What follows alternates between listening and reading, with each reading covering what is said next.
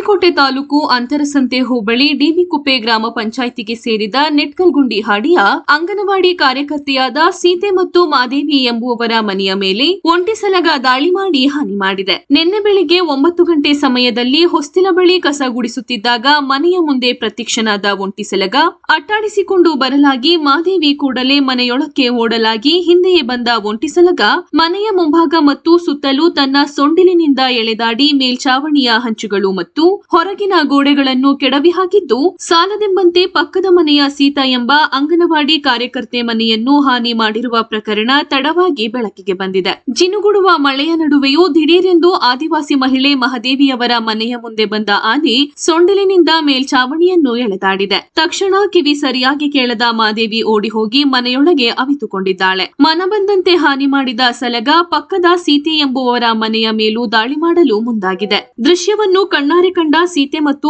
ಆಕೆಯ 2 ಚಿಕ್ಕ ಗಂಡು ಮಕ್ಕಳು ಹೆದರಿ ಭಯಭೀತರಾಗಿ ಮನೆಯ ಮೂಲೆಯಲ್ಲಿ ಅವಿತು ಕುಳಿತುಕೊಳ್ಳುತ್ತಾರೆ. ಸದ್ಯ ಯಾವುದೇ ಪ್ರಾಣಾಪಾಯವಾಗಿರದೆ ಮನೆಗಳು ಹಾನಿಯಾಗಿವೆ.